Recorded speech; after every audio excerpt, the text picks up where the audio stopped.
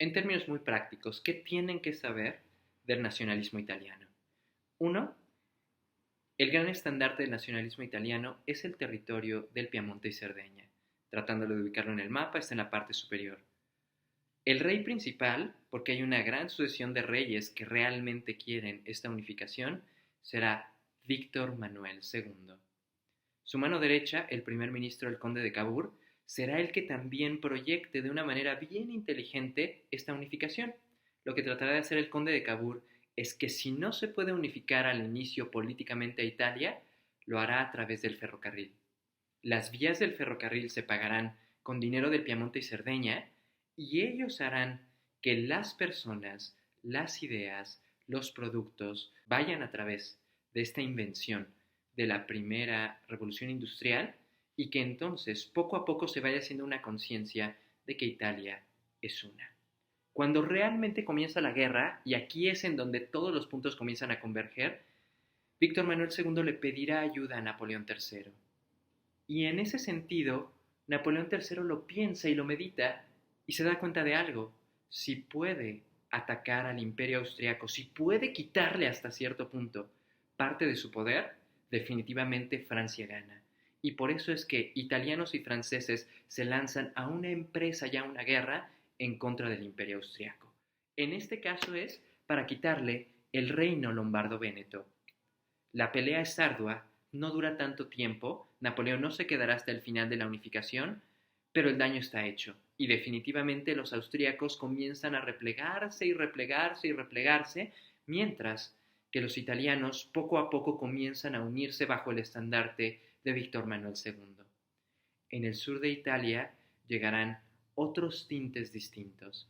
Uno de los grandes soñadores y de los grandes románticos italianos, Giuseppe Garibaldi, está luchando en el sur y está haciendo toda una unificación, pero ojo, a partir de la vía republicana. En pocas palabras, Giuseppe Garibaldi avanza por el sur con la idea de una república italiana, el conde de Cavour y Víctor Manuel II avanzan por el norte con la idea de una monarquía y con la idea de un reino italiano, pero cuando se encuentran y cuando todos están esperando que haya una confrontación, el problema es que uno de los dos tendrá que ceder o que esto se convierta en una carnicería que mate a italianos, unos y otros. Víctor Manuel II no quiere ceder y sobre todo tiene el poder político y tiene el poder industrial. El norte de Italia es el más industrializado y en donde está la mayor de las riquezas. En aquella época, Víctor Manuel II tiene el poder económico. Giuseppe Garibaldi, como gran soñador, decide, antes de empezar la batalla, hincarse y jurarle lealtad al rey. Vean, eso es lo más interesante. Son personas que saben que ante la adversidad a veces se deben de dejar de lado algunos sueños para cumplir la idea de que Italia sea una. Si ya tenemos entonces nuestra lista de nombres, serían Víctor Manuel II, el conde de Cavour, Giuseppe Garibaldi y el año de unificación, 1871. En 1871 podemos decir que el rey Víctor Manuel se convierte en rey de toda Italia. Ahora, ¿qué pasa con Alemania? Alemania tendrá un proceso un tanto diferente.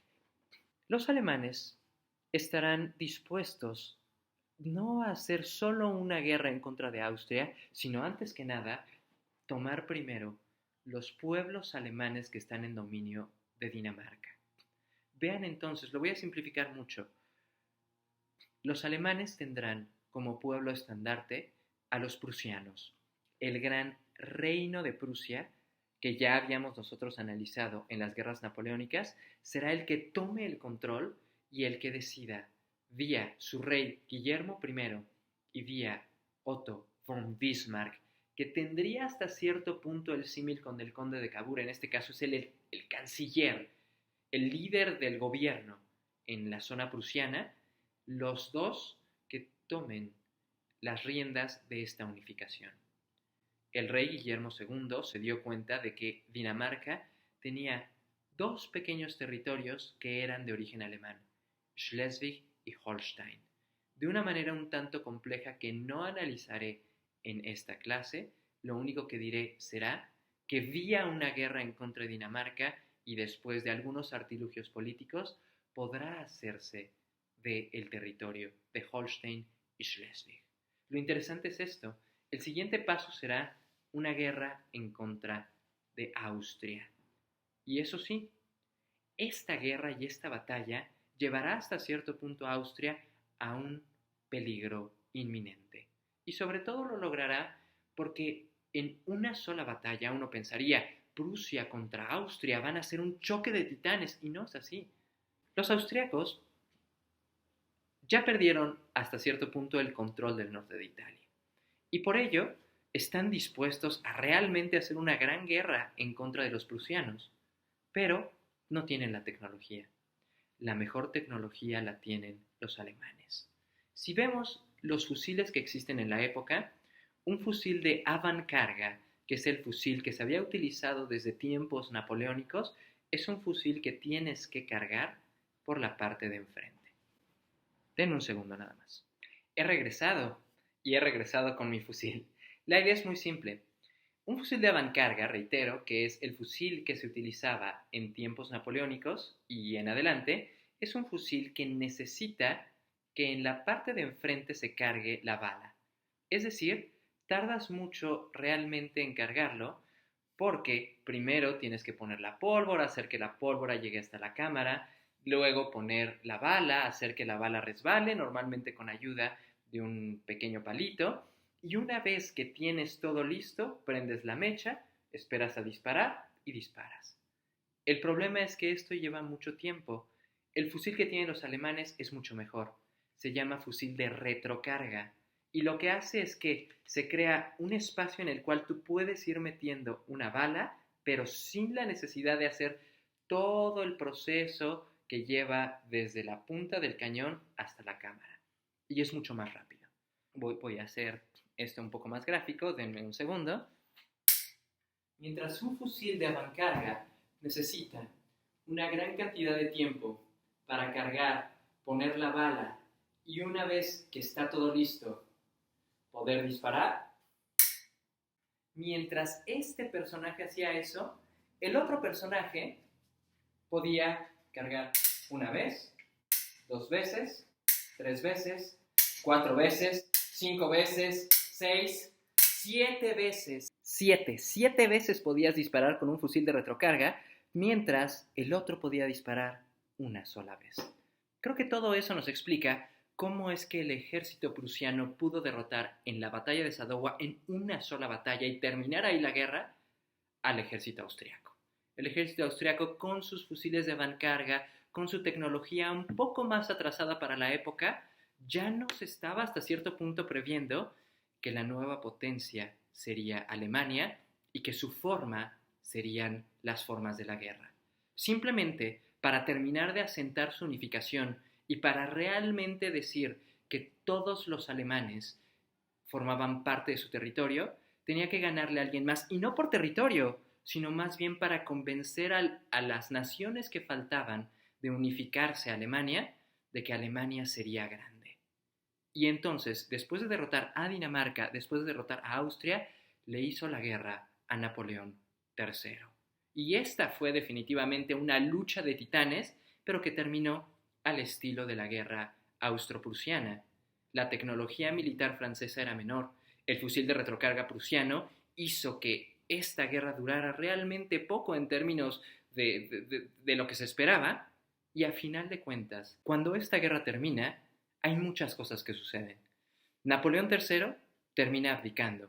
Y ahí es cuando, por más que la gloria de Francia se haya logrado y por más que inclusive en algún momento haya tenido un territorio hasta cierto punto leal en América con el imperio de Maximiliano de Habsburgo, en México, ojo, esto puso al traste y dio fin al imperio de Napoleón III. Segundo, por fin se hace la unificación alemana y todos los territorios que Otto von Bismarck y Guillermo habían pensado se unifican. Tercero, y quizá más importante, cuando llega la coronación del rey Guillermo como rey de toda Alemania, No crean que fue en uno de los grandes castillos de Alemania, no crean que se dio en la zona de Bavaria o en la misma Berlín o en alguna de las grandes catedrales, no. La coronación se dio en el Palacio de Versalles, en el palacio más bello, sin duda, de Europa, pero al mismo tiempo entiéndanlo. Lo que hacen los alemanes es fundarse en la humillación de los franceses. ¿Qué pensaría uno y qué corazón tendría de ver que el palacio más bello de un francés es tomado por un alemán?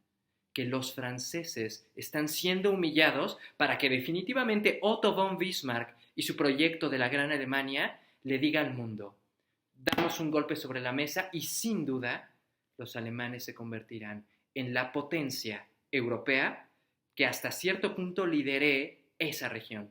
Porque eso sí, y ustedes lo saben muy bien, mientras los alemanes comienzan a ascender, la reina Victoria y los ingleses dominan los 7 mares.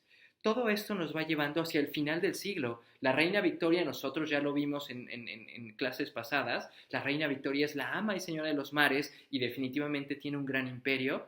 Otto von Bismarck y su Alemania están dominando Europa. Y ahora, ¿qué es lo que pasará en la última parte del siglo? Ojo, un gran periodo de paz. Los europeos han hasta cierto punto logrado, después de las unificaciones, después de estas grandes guerras, después de este convulso siglo XIX, decidir que las cosas pueden estar en paz, decidir que las ambiciones tienen que quedar de lado, y después de que, ojo, en 1871, la misma fecha que en Italia, los alemanes coronen a su emperador en Versalles, en ese momento se termina la guerra. Y comenzará un periodo de paz que llevará inclusive a los mismos franceses que habían sido derrotados a un periodo que ellos llamarán la Bella Época, la Belle Époque.